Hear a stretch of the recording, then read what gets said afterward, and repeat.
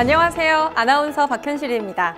오늘은 누구나 고통받지 않고 상처받지 않는 건전한 직장문화 개선을 위해 직장 내 괴롭힘 법 제도와 예방 및 근절 방안에 대해 알아보는 시간을 가져보겠습니다. 설명 순서를 말씀드리겠습니다. 먼저 직장 내 괴롭힘 법 제도의 도입 배경과 개념, 성립 요건, 그리고 직장 내 괴롭힘 발생 시 사용자의 조사 및 조치에 대해 살펴보겠습니다. 이후 직장 내 괴롭힘 신고 절차와 직장 내 괴롭힘 관련 주요 Q&A에 대해 알아보면서 직장 내 괴롭힘 예방 및 근절 프로그램까지 살펴보도록 하겠습니다. 가장 먼저 직장 내 괴롭힘 법 제도가 도입된 배경에 대해 알아보도록 하겠습니다. 직장 내 괴롭힘은 이제 더 이상 방치할 수 없는 심각한 사회 문제로 제기되어 왔습니다. 2017년 국가인권위원회 조사 결과 직장인의 70% 내외가 괴롭힘 피해를 경험했다고 답변할 정도로 우리 사회의 직장 내 괴롭힘이 광범위하게 발생하였는데요. 2022년 한국사회법학회 조사 결과 직장 내 괴롭힘 경험이 없다고 응답한 비율이 69.2%로 제도 도입 이래 사용자와 근로자의 직장 내 괴롭힘에 대한 인식과 관심이 제고되는 등 사회적으로 근절 분위기가 점차 확산되고 있음을 확인할 수 있습니다. 정부는 직장에서의 괴롭힘 근절을 정책 과제로 선정하여 관계부처 합동, 직장 등에서의 괴롭힘 근절 대책을 2018년 7월 18일에 수립하였습니다. 나아가 후속 입법 조치로 근로기준법, 산업안전보건법, 산업재해보상보험법 등을 개정했습니다.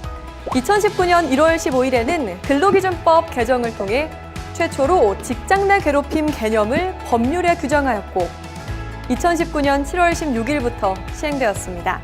또한 2021년 4월 13일에 직장 내 괴롭힘 발생 시 사용자의 조치 의무를 개정하고 제재 규정을 신설하였습니다. 이후 2021년 10월 14일부터 시행하여 직장 내 괴롭힘 금지 제도의 실효성을 확보하였고 이를 통해 직장 내 괴롭힘 근절 문화가 점차 현장에 안착되고 있습니다. 아울러 직장 내 사용자와 근로자의 괴롭힘뿐만이 아니라 직장에서 일하는 과정에서 고객이나 그 밖의 제3자의 폭언 등에 대해서도 입법 조치가 있었습니다. 2018년 8월 18일부터 산업안전보건법에 사업주로 하여금 고객의 폭언 등으로 인한 건강장애를 예방하기 위한 조치를 마련하도록 하고 근로자에게 건강장애가 발생하거나 발생할 현저한 우려가 있는 경우에는 보호 조치를 하도록 하며 근로자의 요구를 이유로 불리한 처우를 금지하는 법령이 마련되었습니다. 나아가 2021년 4월 13일에 법 개정으로 고객을 응대하는 근로자뿐만이 아니라 고객을 응대하는 근로자에 해당하지 않더라도 업무와 관련하여 다른 사람의 폭언 등을 대상으로 보호 범위를 확대하여 직장에서의 괴롭힘 근절을 위해 노력하고 있습니다. 또한 산업재해보상보험법에서는 업무상 질병의 인정 기준에 직장 내 괴롭힘, 고객의 폭언 등 업무상 정신적 스트레스가 원인이 되어 발생한 질병을 추가함으로써 업무상 재해를 폭넓게 인정할 수 있는 제도적 장치를 마련하여 2019년 7월 16일부터 시행하고 있습니다. 이러한 배경으로 직장 내 괴롭힘 관련 법이 개정되었습니다. 그렇다면 내가 당한 일이 과연 직장 내 괴롭힘일까라는 판단을 내리기 어려운 경우도 있을 텐데요. 그렇다면 이번에는 직장 내 괴롭힘의 개념과 성립 요건에 대해 알아보겠습니다. 실제로 많은 분들이 직장 내 괴롭힘이 구체적으로 어떤 개념과 구성 요건을 갖고 있는지 궁금해하실 텐데요. 우선 직장 내 괴롭힘의 당사자에 대해 먼저 확인할 필요가 있습니다. 당사자는 행위자와 피해자로 나눌 수 있는데요. 직장 내 괴롭힘 행위자는 근로기준법상 사용자 또는 근로자입니다. 그리고 피해자는 근로기준법상 근로자여야 합니다. 직장 내 괴롭힘 판단 요소는 총 3가지의 요건을 종합적으로 판단해야 합니다. 첫 번째, 직장에서의 지위 또는 관계 등의 우위를 이용할 것. 두 번째, 업무상 적정 범위를 넘어서는 행위일 것. 마지막으로 신체적, 정신적 고통을 주거나 근무 환경을 악화시킬 것입니다. 첫 번째, 직장에서의 지위 또는 관계 등의 우위를 이용할 것에서 우위성이란 피해자가 괴롭힘 행위에 대해 저항 또는 거절이 어려울 가능성이 높은 관계를 의미합니다. 지위의 우위는 괴롭힘 행위자가 지휘 명령 관계에서 상위에 있거나 직접적인 지휘 명령 관계가 아니어도 직위, 직급 체계상 상위에 있음을 이용한다면 인정됩니다. 또한 관계의 우위는 업무의 직장 내 영향력, 고용 형태, 수적 측면, 연령, 학벌, 성별 등 인적 속성, 업무 역량, 근로자 조직 구성원 여부 등 우위가 존재할 수 있는 다양한 측면에서 인정될 수 있습니다. 다만 특정 요소에 대한 사업장 내의 통상적 평가를 바탕으로 판단해야 하며 관계의 우위성은 상대적이므로 우위성을 달리 평가할 특별한 사정이 있는지도 꼭 확인하셔야 합니다. 마지막으로 괴롭힘 행위가 이러한 지위나 관계 등의 우위를 이용한 것인지에 대한 것입니다. 괴롭힘 행위가 우위성을 이용한 것이 아니라면 직장 내 괴롭힘에 해당한다고 보기 어렵기 때문입니다. 두 번째로 업무상 적정 범위를 넘어서는 행위는 어떻게 판단할 수 있을까요? 사용자가 모든 직장 내 인간관계의 갈등 상황에 대해 근로기준법에 따른 조치를 취해야 하는 건 아니므로 행위자가 피해자에 비해 우위성이 인정되더라도 문제된 행위가 업무 관련성이 있는 상황에서 발생할 것일 필요가 있습니다. 다만 여기서의 업무 관련성은 포괄적인 업무 관련성을 의미한다고 보아야 할 것이므로 직접적인 업무 수행 중에서 발생한 경우가 아니더라도 업무 수행에 편승하여 이루어졌거나 업무 수행을 빙자하여 발생한 경우 업무 관련성 인정이 가능합니다.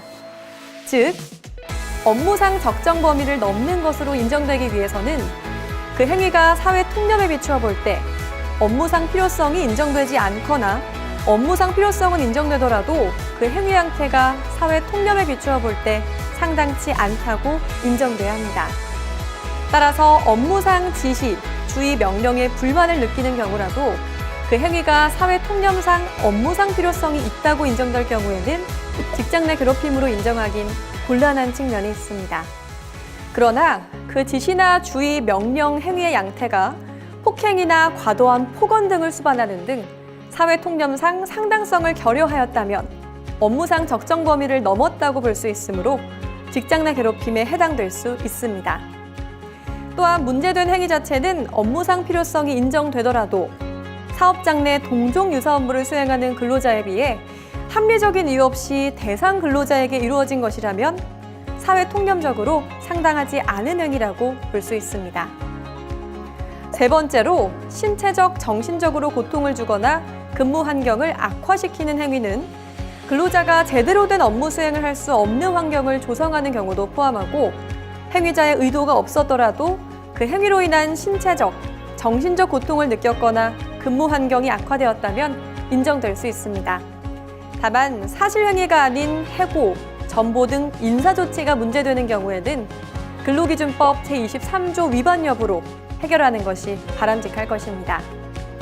또한 당사자의 관계, 행위가 행해진 장소 및 상황, 행위에 대한 피해자의 명시적 또는 추정적인 반응의 내용, 행위의 내용 및 정도, 행위가 일회적 또는 단기간의 것인지 또는 계속적인 것인지 여부 등의 구체적인 사정을 참작하여 종합적으로 판단해야 합니다. 객관적으로 피해자와 같은 처지에 있는 일반적이고도 평균적인 사람의 입장에서 신체적, 정신적 고통 또는 근무 환경 악화가 발생할 수 있는 행위가 있고 이로 인하여 피해자에게 신체적, 정신적 고통 또는 근무 환경 악화의 결과가 발생하였음이 인정돼야 합니다. 아울러 직장 내 괴롭힘이 발생하는 장소는 반드시 사업장 내일 필요는 없습니다. 외근, 출장지 등 업무 수행 과정 등의 장소, 회식이나 기업 행사 등의 장소뿐만이 아니라 사적 공간에서 발생한 경우라도 직장 내 괴롭힘 인정이 가능하고요. 사내 메신저, SNS 등 온라인상의 공간에서 발생한 경우도 직장 내 괴롭힘에 해당될 수 있습니다. 단, 익명성이 보장되는 게시판 등 온라인에서의 특정 인물에 대한 폭언을 하는 등의 행위는 행위자 특정도 어렵고 우위성을 이용한 행위라고 보기도 어려운 측면이 있어서 법상 직장 내 괴롭힘에 해당된다고 보긴 곤란한 점 참고 바랍니다. 지금까지 직장 내 괴롭힘 개념과 성립 요건을 살펴보았는데요. 그렇다면 실제 직장 내 괴롭힘이 발생하였을 때는 어떠한 조치가 있어야 할까요? 근로기준법 제76조의 2에서 금지하는 직장 내 괴롭힘 발생 시 조치사항으로 근로기준법 제76조 3 제1항 신고 및 인지, 제2항 사용자의 사건 조사, 제3항 사건 조사 중 사용자의 피해 근로자 등 보호, 제4항 직장 내 괴롭힘 발생 사실 확인 시 사용자의 피해 근로자에 대한 조치, 제5항 직장 내 괴롭힘 발생 사실 확인 시 사용자의 행위자에 대한 조치, 제6항 직장 내 괴롭힘 신고로 인한 사용자의 피해 근로자 등에 대한 불리한 처우 금지, 제7항 비밀 누설 금지를 규정하고 있습니다. 아울러 근로기준법 제93조를 통해 취업규칙 신고 의무를 규정하고 있습니다. 제1항 직장 내 괴롭힘 신고란 누구든지 직장 내 괴롭힘 발생 사실을 알게 된다면 그 사실을 사용자, 즉 근로기준법 제2조에 따른 사용자로서 사업주나 사업 경영 담당자, 그 밖에 근로자에 관한 사항에 대하여 사업주를 위해 행위하는 자, 그리고 사내 규정에 따른 직장 내 괴롭힘 담당 부서 등에 신고할 수 있다는 내용입니다.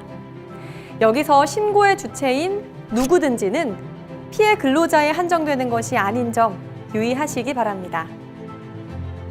제2항 사건 조사란 사용자는 법 제76조의 3, 제1항에 따른 신고를 접수하거나 직장 내 괴롭힘 발생 사실을 인지한 경우 지체 없이 당사자 등을 대상으로 그 사실 확인을 위해 객관적으로 조사를 실시해야 한다는 내용입니다. 쉽게 말해 근로자가 신고 혹은 괴롭힘 사실을 말했을 때 사용자가 바로 조사를 실시하고 사실 확인을 해야 한다는 내용입니다. 제3항 사건 조사 중 피해 근로자 등 보호 조치란 사용자가 법 제76조의 3, 제2항에 따른 조사 기간 동안 직장 내 괴롭힘과 관련해 피해를 입은 근로자 또는 피해를 입었다고 주장하는 근로자, 즉 피해 근로자를 보호하기 위해 필요한 경우 해당 피해 근로자 등에 대하여 근무 장소 변경, 유급 휴가 명령 등 적절한 조치를 해야 한다는 것입니다. 이 경우에 사용자가 필요하다고 판단하여 실시하는 조치이므로 조사 기간 동안 피해 근로자 보호를 위한 조치를 할 때에는 피해 근로자의 의사를 충분히 반영할 수 있는 것이 중요합니다. 제4항 직장 내 괴롭힘으로 판단 시 피해 근로자에 대한 조치란 법 제76조의 3, 제2항에 따른 조사 결과 직장 내 괴롭힘 발생 사실이 확인된 경우에 사용자는 피해 근로자가 요청하면 적절한 보호 조치를 반드시 실시해야 한다는 내용입니다. 적절한 조치의 예시로 근무 장소 변경, 배치 전환, 유급 휴가 명령 등을 들고 있습니다. 다만 조치의 수준이나 유형 등은 피해 근로자의 의사, 사내 관련 규정 등을 종합적으로 고려해 적절한 조치를 취해야 할 것입니다. 제5항 직장 내 괴롭힘으로 판단 시 행위자에 대한 조치란 사용자는 법 제76조의 3, 제2항에 따른 조사 결과 직장 내 괴롭힘 발생 사실이 확인된 때에는 지체 없이 행위자에 대해 필요한 조치를 취해야 한다는 내용입니다. 조치의 예시로 징계, 근무 장소 변경 등이 있습니다. 이 경우 사용자는 징계 등의 조치를 취하기 전에 그 조치에 대해 피해 근로자의 의견을 들어야 한다고 규정하고 있습니다. 마찬가지로 피해 근로자가 원치 않거나 어떤 조치를 원하는지 꼭 확인해야 하고 사내 징계 및 인사 규정 등 취업 규칙의 행위자에 대한 조치 관련 내용을 참고하는 것이 중요합니다. 제6항 피해 근로자 등에 대한 불리한 처우 금지란 사용자는 직장 내 괴롭힘 발생 사실을 신고한 근로자 및 피해 근로자 등에게 해고나 그 밖에 불리한 처우를 하여서는 안 된다는 내용입니다. 직장 내 괴롭힘 발생을 신고했지만 이로 인해 발생하는 2차 피해를 방지하고자 하는 취지이기 때문에 굉장히 중요한 조항이라고 할 수 있습니다. 또한 해당 법 조항의 의무 주체는 사용자라는 사실을 다시 한번 강조해 드립니다. 제7항 비밀 누설 금지란 마지막으로 법 제76조의 3, 제7항에 따라 직장 내 괴롭힘 발생 사실을 조사한 사람, 조사 내용을 보고받은 사람 및 그 밖의 조사 과정에 참여한 사람은 해당 조사 과정에서 알게 된 비밀을 피해 근로자 등의 의사에 반하여 다른 사람에게 누설하여서는 안 된다는 내용입니다. 다만 조사와 관련된 내용을 사용자에게 보고하거나 관계기관의 요청에 따라 필요한 정보를 제공하는 경우는 제외됩니다. 또한 사업장 내 자율적으로 직장 내 괴롭힘 행위를 규정하고 발생 시 조사 및 조치에 대한 대응 체계를 구축하여 사업장에 적합한 해결 방법을 세우는 것이 가장 중요합니다. 따라서 근로기준법 제93조에 따른 취업규칙 필수 기재 및 신고사항에 직장 내 괴롭힘 예방 및 발생 시 조치 등에 관한 사항을 규정하고 있습니다. 다음으로 이러한 법령의 위반에 대하여 근로기준법상 과태료 및 벌칙 규정에 대해 살펴보겠습니다. 제116조 과태료 제1항은 사용자와 사용자의 사촌 이내의 친족이나 배우자인 근로자의 제76조의 2 위반 행위에 대해 1,000만 원 이하의 과태료를 부과하고 있습니다. 또한 제116조 제2항 사용자 등이 제76조의 3 제2항, 제4항, 5항, 7항 및 제93조를 위반한 경우 500만 원 이하의 과태료를 부과합니다.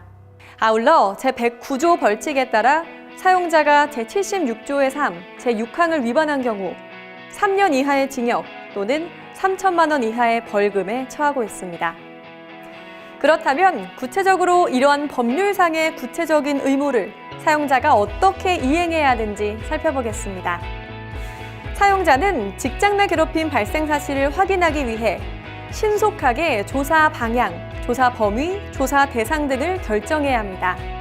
조사의 기간, 조사자, 조사위원회 구성 등에 대해서는 취업 규칙으로 규범화해 사전에 주지되어 있을 필요가 있으며 조사위원회를 통하여 조사하는 경우 위원장은 지체 없이 조사위원회를 구성해 접수된 사건을 처리해야 합니다.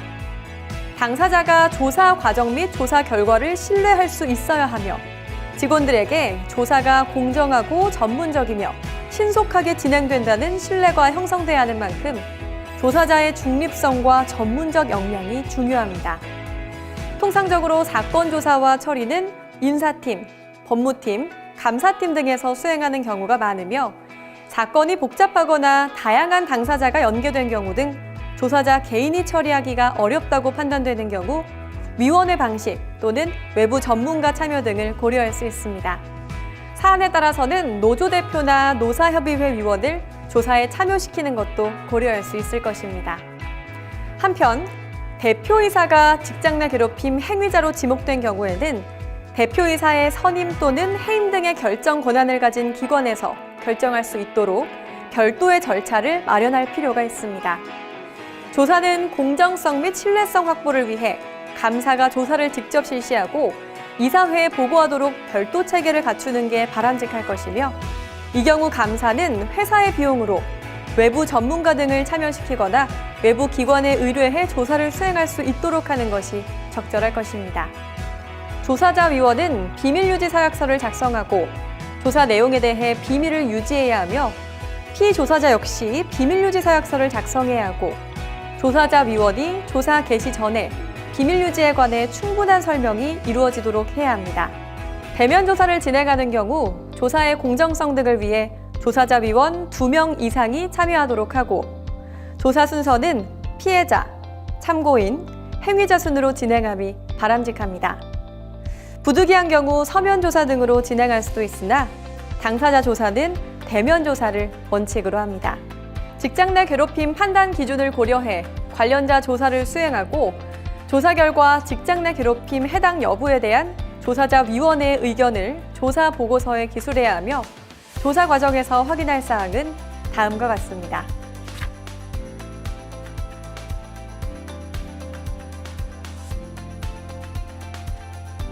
업무상 적정 범위 초과 관련 문제된 행위가 업무상 필요성이 인정되는 행위인지를 판단하기 위한 조사를 위해 상급자 또는 행위자의 직무에 대해 잘 알고 있는 임직원을 참고인으로 조사할 수 있습니다. 조사하는 과정에서 피해자 또는 다른 참고인이 피해자 외에도 행위자에게 직장 내 괴롭힘을 당한 다른 피해자가 있다고 진술하는 경우 그것이 또 다른 직장 내 괴롭힘 발생 사실을 신고하는 취지인지 확인해야 합니다. 신고하는 취지가 맞는 경우 결건으로 사건을 접수한 후 해당 피해자 상담을 통해 진행 중인 사건 내용에 추가하여 조사를 원하는지 등의 의사를 확인해야 합니다. 만약 별건을 신고하는 취지가 아니라 하더라도 행위자의 습성 등을 파악하기 위해 진술 속의 또 다른 피해자를 참고인으로 조사하면서 별건 신고 의사를 확인할 필요가 있습니다. 조사가 끝나면 조사 보고서를 작성해 사업주에게 보고해야 하며 조사자위원회가 제출하는 조사 보고서만으로도 직장 내 괴롭힘 행위의 사실관계, 직장 내 괴롭힘 해당 여부 판단이 가능하도록 작성돼야 합니다. 이를 위해 사건 경위에 문제된 행위를 최대한 자세히 작성하며 조사 보고서에는 확보한 직접 증거와 정황 증거를 첨부하고 증거의 신뢰성에 대한 조사자위원회의 의견을 기술해야 합니다. 또한 문제된 행위가 직장 내 괴롭힘인지 여부 및 그 괴롭힘의 경중 및 적정한 제재 수준 등에 관한 조사자위원회의 의견도 기술하여 직장 내 괴롭힘에 대한 판단 시 참고할 수 있도록 할 필요가 있으며 행위자에 대한 조치와 관련하여서는 피해자의 의견을 들어 그 결과를 첨부하도록 합니다. 그렇다면 지금까지 알아본 직장 내 괴롭힘의 조사 결과를 토대로 직장 내 괴롭힘 행위의 인정 여부, 피해자에 대한 보호 조치, 행위자에 대한 징계, 재발 방지에 관한 권고사항 등을 결정해야 합니다. 이상적으로는 심의위원회를 구성해 직장 내 괴롭힘 인정 여부를 확인하고 행위자에 대한 조치 및 피해자에 대한 보호 조치에 관한 내용을 심의하여 권고하고 심의위원회의 권고를 바탕으로 인사위원회 등 다른 기구에서 실제 조치를 의결하는 절차로 운영할 수 있습니다. 그러나 사업장 규모 또는 특성에 따라 이를 하나로 통합하여 인사위원회에서 직접 직장 내 괴롭힘 인정 여부를 확인하고 그에 따른 조치를 결정할 수도 있습니다. 또한 직장 내 성희롱에 관하여 고충 처리 시스템이 구축되어 있는 사업장의 경우에는 해당 고충심의위원회를 직장 내 괴롭힘 사건에도 활용할 수 있으며 다음의 내용을 참고하시기 바랍니다.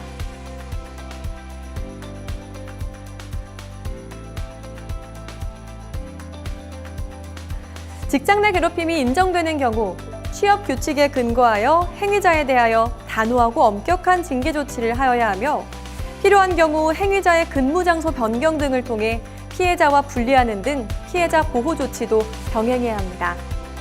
한편 행위자의 다른 근로자에 대한 직장 내 괴롭힘 행위가 재발하지 않도록 하기 위해 필요시 징계 조치에 더하여 상담, 코칭, 교육 등을 받도록 결정할 수도 있습니다. 대표이사가 행위자로 신고된 사건의 경우 감사는 조사 결과를 이사회에 보고하여 이사회에서 주주총회 등을 통해 조치를 취할 수 있도록 해야 하며 특히 공공기관에선 이사장이 행위자로 신고된 경우 그 조사 결과를 주무기관에 보고하는 체계를 갖추는 게 바람직할 것입니다. 피해자가 요청하는 경우 피해자의 근무 장소 변경, 배치 전환, 유급휴가 명령 등 적절한 보호 조치를 해야 하며 조치 내용이 결정된 때에는 그 결과를 양 당사자에게 서면으로 통보함이 바람직합니다. 또한 모니터링을 통해 사건 종결 후 일정 기간 동안 반기별로 해당 행위자에 의한 직장 내 괴롭힘 재발 여부, 보복 등이 발생하지 않는지 주의 깊게 지켜보고 피해자를 지원하는 게 바람직합니다. 지금까지 직장 내 괴롭힘 법 제도의 도입 배경과 개념, 성립 요건, 그리고 직장 내 괴롭힘 발생 시 사용자의 조사 및 조치에 대해 알아보았습니다. 이후 직장 내 괴롭힘 신고 절차와 직장 내 괴롭힘 관련 주요 Q&A에 대해 알아보며 직장 내 괴롭힘 예방 및 근절 필요성과 지원 프로그램까지 더 자세히 알아보도록 하겠습니다. 안녕하세요. 아나운서 유한솔입니다. 지금부터는 직장 내 괴롭힘 신고 절차, 관련 주요 Q&A 그리고 예방 및 근절 필요성과 지원 프로그램을 확인해 볼 텐데요. 직장 내 괴롭힘 신고 절차 먼저 알아볼까요? 중요한 내용인 만큼 자료 화면을 보면서 설명드리겠습니다. 먼저 사내에서 직장 내 괴롭힘 신고를 할 경우에는 누구나 사용자에게 신고할 수 있다는 내용에 따라서 사용자는 바로 접수, 인지하게 됐을 시에 당사자 등을 대상으로 사실 확인 조사를 실시해야 합니다. 사내 신고 방법 두 가지로 첫 번째는 취업 규칙, 사내 규정상 직장 내 괴롭힘 신고서를 작성하거나 고충 접수 양식을 활용하는 방법. 두 번째는 양식이 없는 경우 서면으로 사내 신고를 접수하는 방법이 있습니다. 신고하는 사람과 피해자, 그리고 행위자의 성명, 직책, 부서, 연락처 등과 함께 괴롭힘 발생 시기와 장소, 괴롭힘 행위 내용에 대해서 명시해야 합니다. 고용노동부, 지방고용노동관서로도 신고할 수 있는데요. 직장 내 괴롭힘 행위 사용자 조사, 조치 미이행이나 비밀 누설 등을 신고할 수 있고, 근로기준법상 형사처벌 대상인 사용자의 불리한 처우 금지 위반을 고소 혹은 고발할 수 있습니다. 또한 신고자는 피해자와 근로자, 그 밖에 직장 내 괴롭힘 사실을 알고 있는 제3자도 신고할 수 있습니다. 사안에 따라서는 익명으로 신고도 가능하지만 조사 과정에서 사실관계 확인을 위해서 신분 확인을 할 수 있습니다. 자세한 신고 방법은 방문, 우편 등 직접 접수와 인터넷 접수가 있습니다. 마찬가지로 괴롭힘 신고인과 피해자, 행위자의 성명과 직책, 부서와 연락처, 그리고 괴롭힘 발생 시기와 장소, 내용은 필수로 명시해야 합니다. 수사기관에 고소 및 고발하게 될 경우 직장 내 괴롭힘 행위가 형법이나 다른 법령에서의 범죄인 폭행, 상해, 모욕, 명예훼손, 협박, 강요, 성폭행이나 성추행 등에 해당하면 경찰 등 담당 수사기관에 고소, 고발할 수 있습니다. 민사소송의 경우에는 직장 내 괴롭힘 행위는 민사상 불법 행위에 해당할 수 있는데, 피해자가 행위자에게 직장 내 괴롭힘으로 인한 피해에 대한 손해배상을 청구하거나 혹은 사용자에 대해 피해자가 직장 내 괴롭힘 발생 및 처리에 대한 손해배상 책임을 민사상으로 청구할 수 있습니다. 지금부터는 법 제도에 대한 주요 Q&A를 살펴보면서 궁금할 수 있는 내용에 대해서 자세히 알아보도록 하겠습니다. 우선 직장 내 괴롭힘 발생 사실을 알게 된 누구나 신고를 할 수 있으므로 익명 신고에 대해서도 사용자는 예외 없이 조사할 의무가 있습니다. 다만 신고자의 신원이나 신고 내용이 명확하지 않은 경우 관련자들을 특정하는 것과 실체를 파악하는 데 어려움이 있을 수 있습니다. 따라서 이런 일이 발생하지 않도록 신고 창구를 통해 신고 내용이 구체적이지 않거나 당사자에 대한 판단이 어려운 경우 조사 및 조치가 어려울 수 있음을 사전에 공지하는 것이 바람직합니다. 신고된 내용만으로 조사나 조치가 어려운 경우일지라도 바로 사건의 조사 없이 종결하는 것보다는 사건이 발생한 배경이나 발단이 된 사안에 대해서 적극적으로 파악하고 관련 후속 조치를 취하는 것이 중요합니다. 다음으로는 회사에서 직장 내 괴롭힘 신고를 반려할 수 있는지에 대해서 알아보겠습니다. 근로자는 자신이 당한 행위가 직장 내 괴롭힘에 해당하는지 여부에 대한 판단이 확실하지 않더라도 신고할 수 있습니다. 이 경우 회사에서 조사 없이 일방적으로 신고서를 반려한다면 근로기준법 제76조의 3, 제2항에서 정한 사용자의 조사 의무를 위반할 소지가 있습니다. 따라서 접수 내용이 직장 내 괴롭힘 신고와는 무관한 회사 관련 고충 처리 및 비리 고발 등으로 판단된다면 관련 부서로 접수될 수 있도록 하고 처리 절차를 안내하는 것이 바람직합니다. 다음으로는 직장 내 괴롭힘 조사에 대한 주요 Q&A에 대해서 자세하게 알아보겠습니다. 직장 내 괴롭힘 접수 뒤 상담 단계에서 우선 피해자의 피해 상황 등을 파악해 사건 처리 방향을 결정해야 할 것입니다. 피해자에게 사건 처리 절차의 전 과정이 비밀로 유지됨을 알리고 신고자에게도 비밀 유지 의무가 있음을 고지하는 것이 바람직합니다. 이후 조사 과정에서 조사자는 가능한 한 2명 이상이 참여하여 공정성을 담보할 수 있도록 함이 바람직합니다. 또한 사건의 경위, 피해자, 행위자의 인적 사항 및 당사자 관계, 괴롭힘 행위의 반복성 또는 지속성 여부와 피해자의 피해 정도, 조사 과정에서의 피해자 요청 사항, 그리고 직접 및 정황 증거, 이를테면 목격자, 이메일, 녹취, 메신저, 일기, 치료 기록 등을 확인해야 합니다. 근로기준법은 사용자에게 직장 내 괴롭힘 발생 사실 확인을 위한 조사의 의무를 부여하고 있습니다. 조사의 주체가 사용자라는 것만으로 조사의 객관성이 부족하다고 볼 수도 있을 것입니다. 따라서 취업규칙 등 사내 규정을 통해 사업장의 객관적이고 독립적이며 전문적인 직장 내 괴롭힘 대응 체계를 구축하는 것이 우선이겠습니다. 전담부서 또는 외부 전문기관의 조사, 피해자가 지목한 증인, 참고인의 진술 확보 등 다양한 방안을 사업장 상황에 맞게 구성하는 것이 바람직합니다. 다음으로는 사용자의 피해 근로자 및 행위자에 대한 조치 관련 Q&A에 대해서 자세하게 알아보겠습니다. 근로기준법 제76조의 3, 제3항의 보호조치는 피해 근로자의 추가적인 피해가 발생하지 않도록 보호하며 조사에 참여할 수 있도록 피해 근로자를 신체적, 정신적으로 보호하는 것이 목적이라고 볼 수 있습니다. 따라서 근무 장소의 변경, 유급 휴가 명령 등의 조치를 취할 수 있으며 긴급성 및 사업장 특성 등을 고려해 신고인과 피신고인의 분리 조치가 이루어질 수 있도록 모색하는 것도 중요할 것입니다. 특히 피해 근로자가 원치 않는 보호 조치는 실시하지 않도록 의사 확인이 우선일 것입니다.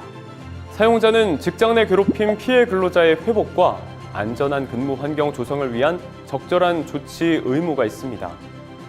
피해 근로자가 요청하는 경우 이러한 조치로 근무 장소의 변경, 배치 전환, 유급 휴가 명령 등을 생각해 볼 수 있습니다. 뿐만 아니라 트라우마 및 심리 치유를 위한 각종 프로그램의 참여 지원, 재택 또는 유연 근무 지시 등도 가능할 수 있습니다. 사용자는 피해 근로자 보호 조치에 대해 사내 관련 규정 등을 취업 규칙에 미리 정해 운영하는 것이 바람직할 것입니다.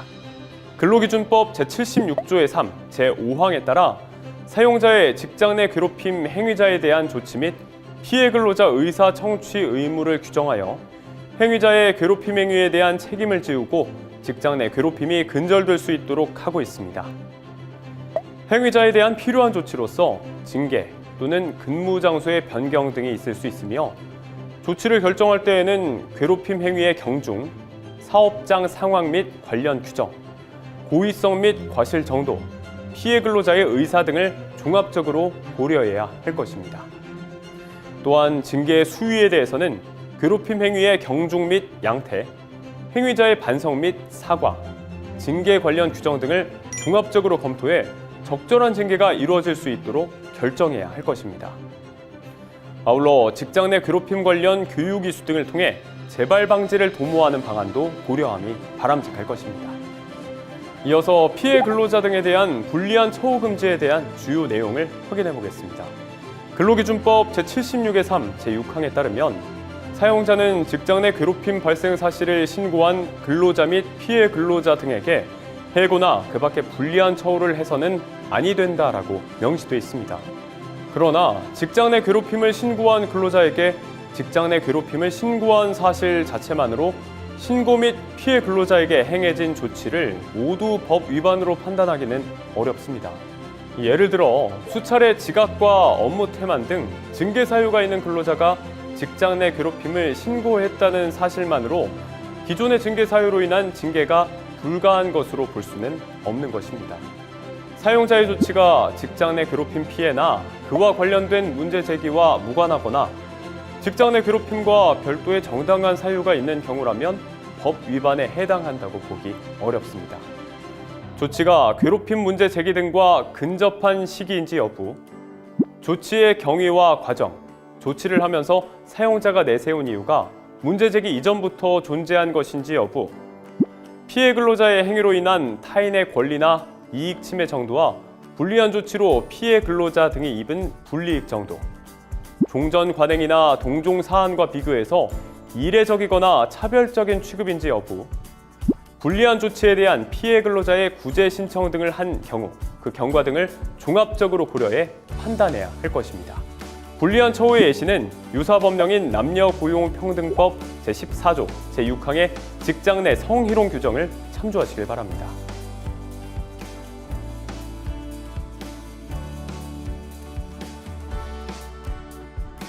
다음으로 비밀 누설 금지 의무에 대한 주요 Q&A를 확인해 보겠습니다. 근로기준법 제76조의 3, 제7항에 따라 비밀 유지 의무가 있는 사람은 직장 내 괴롭힘 발생 사실을 조사한 사람, 조사 내용을 보고받은 사람, 그 밖에 조사 과정에 참여한 사람 모두를 포함합니다. 이는 회사 직원인지 아닌지와는 무관하며 비밀 유지 의무를 지키기 위해서 조사자뿐만 아니라 조사 당사자인 신고인과 피신고인, 참고인에게도 비밀 유지 서약서를 작성하게 해서 조사 과정에서 알게 된 비밀을 누설해서는 안 된다는 점을 주지시키는 방안도 고려할 수 있습니다. 이처럼 직장 내 괴롭힘과 관련된 비밀이 누설돼 2차 피해가 발생하지 않도록 주의해야 할 것입니다. 마지막으로 직장 내 괴롭힘 예방 및 근절의 필요성과 직장 내 괴롭힘 관련 지원 프로그램에 대해서 알아보겠습니다. 직장 내 괴롭힘은 법으로 금지하되 구체적인 대응은 사업장별로 상황에 맞게 취업 규칙 등을 통해 정하고 또 그 취업 규칙에 따라 예방 대응 조치하도록 유도하고 있습니다. 그렇기 때문에 취업 규칙 필수 기재 사항에 조사 주체, 조사 및 징계 조치의 수준이나 유형, 사내 처리 담당 조직, 담당자, 관련 교육 등 직장 내 괴롭힘 예방 및 방지 시에 해야 할 조치에 관한 사항을 미리 반영하는 게 예방에 큰 도움이 됩니다. 또한 근로자들의 관계에서 서로를 배려하고 인격권 보호 및 쾌적한 근로환경 의무가 있다고 판례에 명시돼 있기 때문에 사용자는 직장 내 괴롭힘으로부터 근로자를 보호할 수 있도록 대응해야 할 필요가 있습니다. 또한 직장 내 괴롭힘은 기업에도 법적, 사회적, 경제적 손실을 주는데요. 직장 내 괴롭힘이 문제가 된 사업장의 경우 사안에 따라 근로기준법 등 노동관계법 위반 책임, 민사상 손해배상 책임 등 법적 분쟁 시 비용이 발생합니다. 또 그에 따라 근로자의 이직 및 업무 능력 저하의 요인이 되기도 하고 직장 내 괴롭힘 한 건 발생 시 비용을 1,550만 원으로 추산한 연구 결과도 있다고 하니 근로자는 물론 기업 이미지 하락에도 막대한 손실이 발생하겠죠. 여러모로 직장 내 괴롭힘 근절 및 예방이 필요합니다.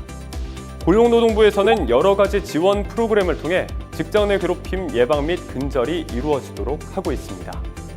먼저 고용노동부 홈페이지 정책자료실에 업로드된 직장 내 괴롭힘 근절 및 예방 교육 자료를 통해 관련 내용을 확인하실 수 있습니다.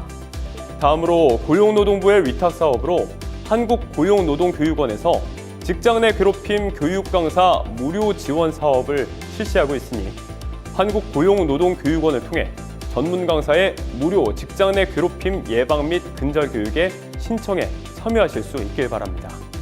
또한 1522-9000번 직장 내 괴롭힘 상담센터 대표 번호죠.